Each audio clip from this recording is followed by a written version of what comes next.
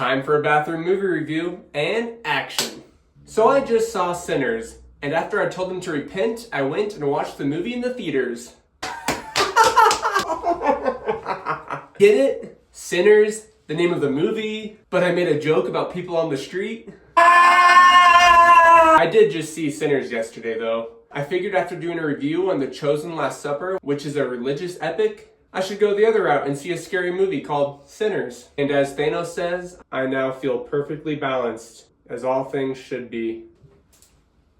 Now I know, this review is coming a little late, the movie's been out for over a month, but when I first saw the trailer in theaters, I was not interested in seeing it. The trailer looked demented, terrifying, and very paranormal in a satanic way. And I just wasn't in the mood to not sleep for weeks. But my mind was changed after talking to a friend and some coworkers who saw it, and seeing the Rotten Tomatoes score, which I don't always really care about, but it's rare for movies that seem more scary to have a high score. So I took a chance, and I went for it. Now there will be some spoilers, but come on guys, this movie's been out for a minute. Actually, to be exact, it's been out for over 1,444,800 minutes. At least that's what Google says. This movie is directed by Ryan Coogler. He directed Black Panther, Creed, Black Panther 2, I'm pretty sure other Creed movies.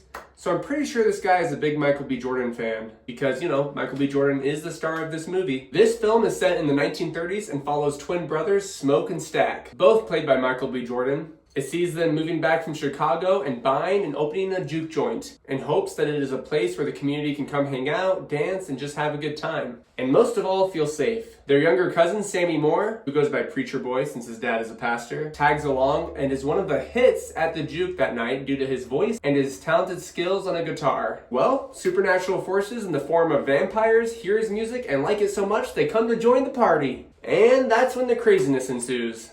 Something I really liked about this movie off the bat is they give you a really good hook right at the beginning. You know, a hook? Like when you hook a fish and they can't just get away? Kind of like this. I'm stuck.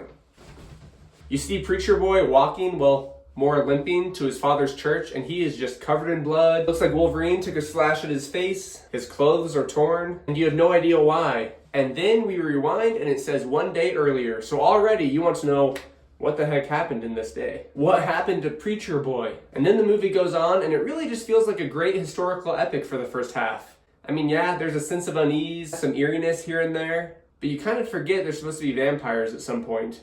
But we get little subtle reminders here and there. We get a really unique view of the 1930s. We see the struggle of the local community as they're all working hard and just barely scrimping by. And our two twin brothers who want to make it a better place through drinking and dance. I got moves. Then it switches to a demented, blood-sucking race for survival in the second half. And that's when I was like, oh yeah, this is a vampire movie. You just get really caught up with the other plot points, and I think that's what makes this movie so good. You think throwing in vampires would instantly make this pretty cheesy, but it worked really well. Maybe it was the actors, the smooth plot, the 1930s setting, but a lot of the film felt pretty classy and smooth.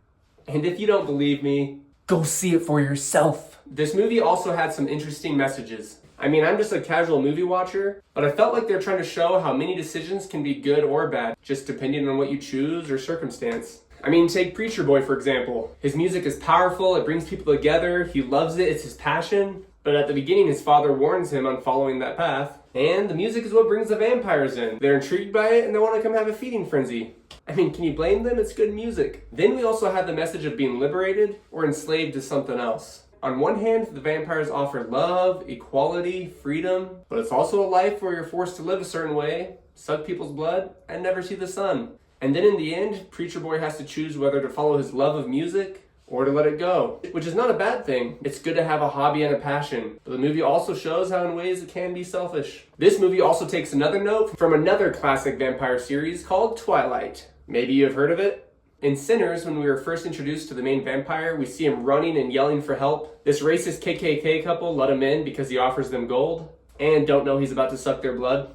And they shelter him from some Choctaw Native Americans who are vampire hunters. I'm thinking this is a prequel to Twilight, and those must be Jacob Moon's ancestors, you know, before they could turn into big, cute, awesome wolves. As far as the characters go, we get some great ones. Smoke and Stack are as close as I am to that toilet water sometimes. Maybe too close. But they are tight. Smoke is a lot more serious, tries to be more professional, much more cautious, and Stack is just laid back, funny, free-carrying guy. Throughout the film, they argue, but they both make great points. At one point, Smoke gets upset at Stack for encouraging giving out alcohol for cheaper than what the price is. And Smoke says, that's not how we do business.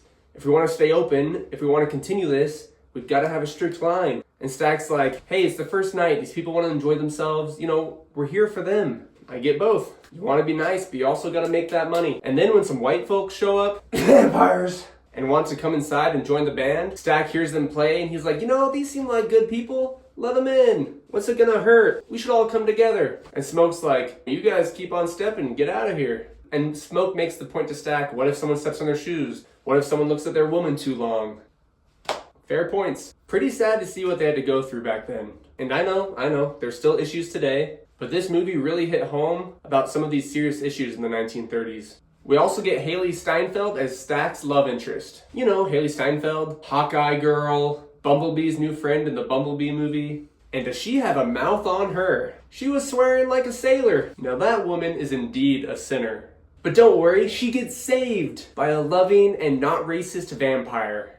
And then she lovingly passes it on to her love interest, Stack. First they're getting all ching-chang, walla walla bing bang in a storage room. But you know what they say.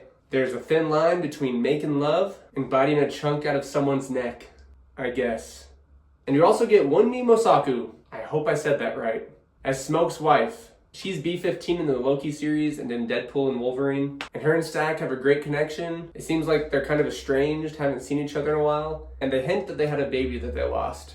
So yeah, this movie also has some good emotion. And then we get the vampires. Guys, these vampires aren't so bad. I mean, sure, they're killing humans and turning them to their own kind. But as the lead vampire basically says, be one of us.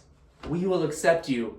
We believe in equality and love and freedom. Guys and girls, these vampires are before their time. And honestly, they all seem fairly genuine. They just want to add you to their lovey-dovey, blood-sucking cult. And they even sing and dance. Ow! I bit my tongue again. Aha.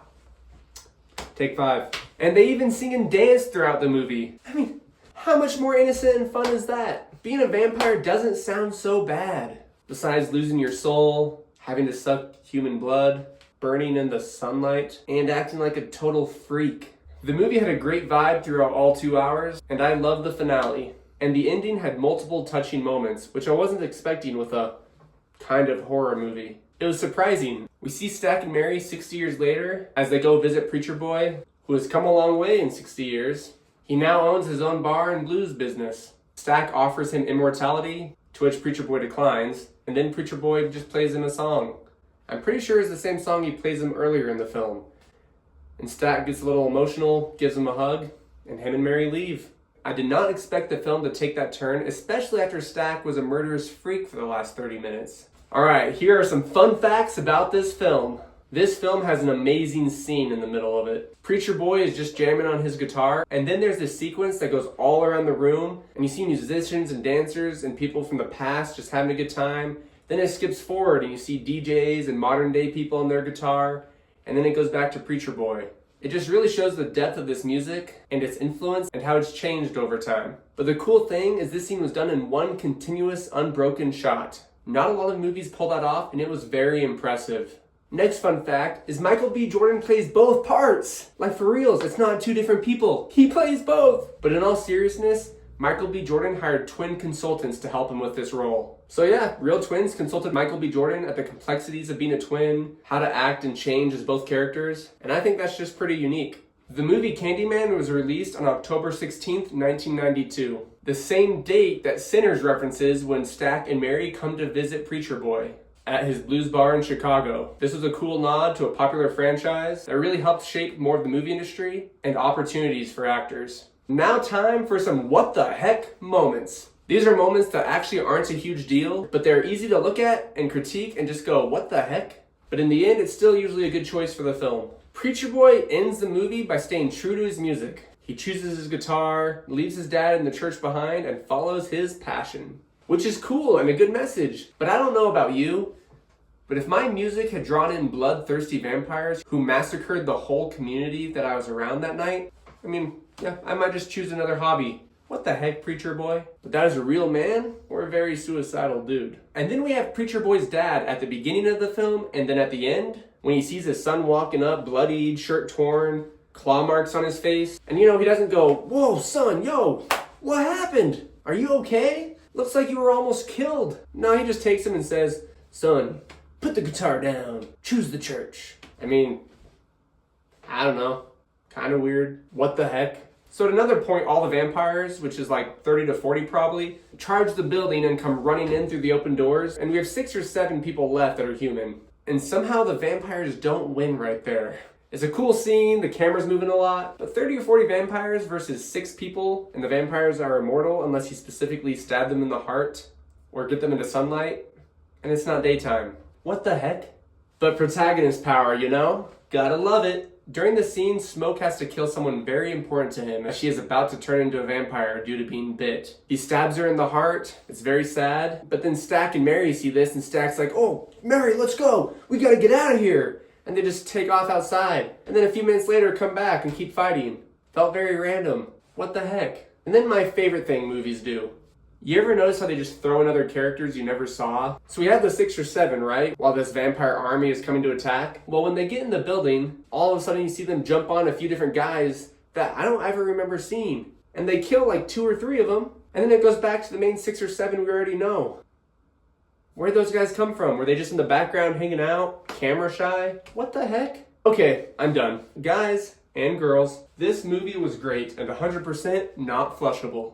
I highly recommend it. It wasn't too gory, wasn't a super scary horror flick, but just a fun, historical feeling, slightly scary at times film. And you know, if I could just see Michael B. Jordan's triceps shake one more time while he has a machine gun going off at a bunch of KKK members, I would be a happy man.